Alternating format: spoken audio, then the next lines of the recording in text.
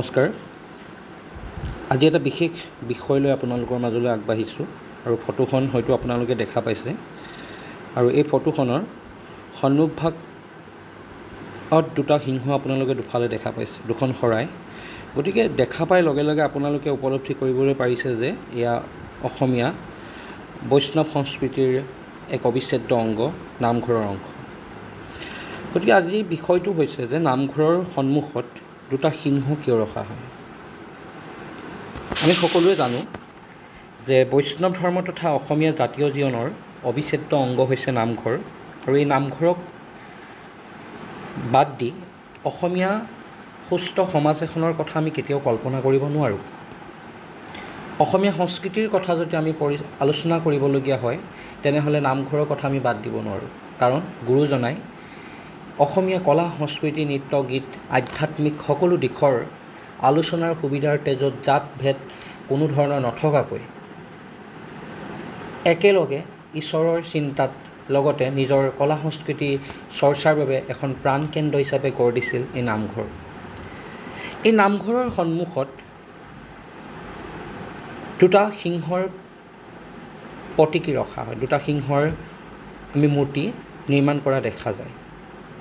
কিয় ৰখা হয়, আজি বিষয়টো সেইটোৱে। আৰু বিষয়টোৰ ওপৰত কিছু কথা আলোচনা কৰিম, আৰু যদি কিবা ভুল হয় তাৰ আপোনালোকেও তাক শুধৰাবলৈ যত্ন কৰিব। যিহেতু এনেধৰণৰ বিষয়বোৰৰ লগত বিভিন্ন কথা জড়িত হৈ থাকে, গতিকে ভুল শুদ্ধ হোৱাটো স্বাভাৱিক কথা। গতিকে তাৰ শুদ্ধ ৰূপ এটাৰ বাবে যদি অন্য কথা আপোনালোকে তাত সাঙুৰিব পাৰে তেনেহ'লে নিশ্চয় সকলো উপকৃত হ'ব।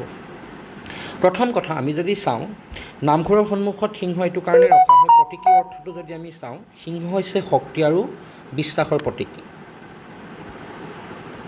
যিহেতু নামঘৰত সিংহৰ যিহেতু আমি এটা কথা গম পাওঁ যে সিংহ হৈছে যিহেতু শক্তি আৰু সাহস আৰু বিশ্বাসৰ প্ৰতীক।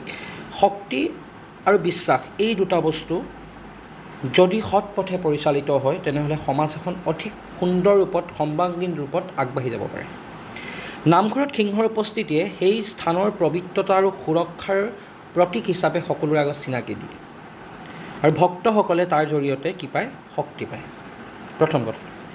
দ্বিতীয় কথাটো আহিছোঁ, আমি ধৰ্মীয় বিশ্বাস জড়িত হৈ আছে। যিহেতু বিষ্ণুৰ লগত সিংহৰ এটা অতি গুৰুত্বপূৰ্ণ সম্পৰ্ক আমি কিছুমান কাহিনী আমি শুনিবলৈ পাওঁ, আৰু ভাৰতীয় যি ধৰ্মীয় বিশ্বাস, সেই বিশ্বাসৰ লগত বিষ্ণু আৰু সিংহৰ এটা ওতঃপ্ৰোত সম্পৰ্ক আছে।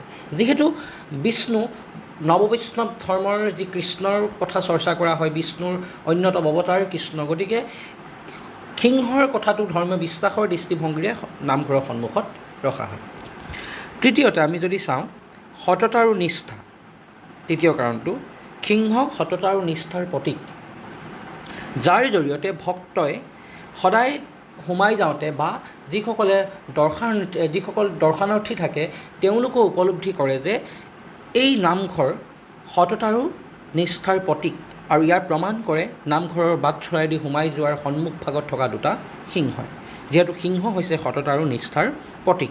কেতিয়াও সিংহই বনৰ ৰজা হয় সিংহ, গতিকে বনৰ ৰজা হ'লেও সি কিন্তু কোনো দিন নিজৰ সেই বনৰ অহিত হোৱাটো চিন্তা নকৰে, যে প্ৰকৃতিৰ বিপৰীতে কেতিয়াও কোনো ধৰণৰ কাম নকৰে। যদিও ৰজা ভোক লাগিলেহে খাব, ভোক নালাগিলে কোনোদিন নাখায়। আৰু নিজৰ যিটো নিজৰ গ্ৰুপটো সদায় এটা সুস্থিৰ ৰূপে পৰিচালনা কৰাত সিংহই গুৰুত্বপূৰ্ণ ভূমিকা গ্ৰহণ কৰে। আৰু নীৰৱতা যে আধুনিকতাৰ প্ৰধান অস্ত্ৰ, নামঘৰত যে অন্য কথা চৰ্চা কৰিব নালাগে, কেৱল ধৰ্মীয় কথা, আধ্যাত্মিক কথা, ভাল কথা যে চৰ্চা কৰিব লাগে, সিংহ তাৰো প্ৰমাণ।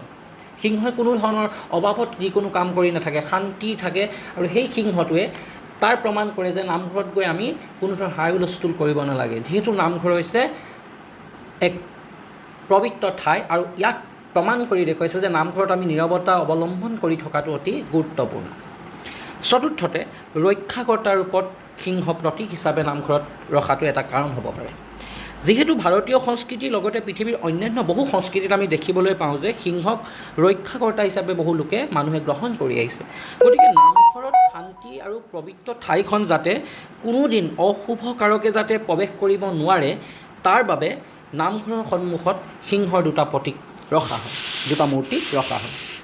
পিছৰ অন্য এটা কাৰণ যদি আমি চাওঁ, যে ঐতিহ্য আৰু শিল্প, যিহেতু অসমীয়া সংস্কৃতি ঐতিহ্য আৰু শিল্পৰ ক্ষেত্ৰত যথেষ্ট চহকী, গতিকে পৰম্পৰাগতভাৱে চলি আহিছে যে এই ঐতিহ্য আৰু শিল্পৰ ৰক্ষাৰ বাবেও সিংহ দুটা নামঘৰৰ সন্মুখত ৰখা হয়। যিহেতু কিছুমান নামঘৰত আমি সাধাৰণভাৱে সিংহ দেখোঁ, কিন্তু সেই সিংহৰ যিটো নৰসিংহৰ যিটো যেতিয়া ৰূপ লৈছিলে, সম্পূৰ্ণ নৰসিংহৰ ৰূপটো সন্মুখত যদিও নাথাকে, কিন্তু হাতৰ যিটো আগঠেঙৰ যিটো সিংহৰ যিটো আঙুলি যিটো নখ ওলাই থাকে, নখৰ যিটো দেখিবলৈ পোৱা যায় যিটো দৃশ্য, এই দৃশ্যৰ জৰিয়তে আমি গম পাওঁ যে অসমীয়া সমাজখন যে শিল্পৰ ক্ষেত্ৰতো যথেষ্ট চহকী আছিল, লগতে পৰম্পৰাগতভাৱে ঐতিহ্যৰ ক্ষেত্ৰতো যে সদায় ধৰি ৰাখিছে, এই কথাটো আমি গম পাওঁ। আৰু এটা কাৰণ হ'ব পাৰে যে গজসিংহ প্ৰতীক, যিহেতু গজসিংহ প্ৰতীক এইটো কাৰণে কোৱা হৈছে যে সিংহৰ কেতিয়াবা হাতীৰ ওপৰতো উঠি থকা দেখিবলৈ পোৱা যায়। বহু সময়ত আমাৰ কিছুমান চিন্তাবিদে বা ধৰ্মৰ ক্ষেত্ৰত আলোচনা কৰা কিছুমান গ্ৰন্থত উল্লেখ আছে যে যিহেতু ইয়াত সিংহই পাপ মোচন কৰাৰ ক্ষেত্ৰত এই ছবিটো দেখুওৱা হয়, যে সিংহই যেতিয়া হাতীৰ ওপৰত থিয় হৈ থাকে, গজসিংহ যিটো প্ৰতীক দেখুওৱা হয়, পাপ নিশেষ, পৃথিৱীৰ পৰা যাতে পাপসমূহ নিশেষ কৰিব পাৰি, ইয়াত যাতে পাপৰ স্থান কেতিয়াও নাই, এইটো ছবি তাৰ জৰিয়তে প্ৰকাশ ফুটি উঠে। গতিকে এনেধৰণৰ কিছুমান কাৰণৰ জৰিয়তে আমি নামঘৰৰ সন্মুখত সিংহৰ প্ৰতিমূৰ্তি দেখিবলৈ পাওঁ। গতিকে এনেধৰণৰ কাৰণবোৰ কিছু আলোচনাৰ বিষয় হোৱাটো উচিত।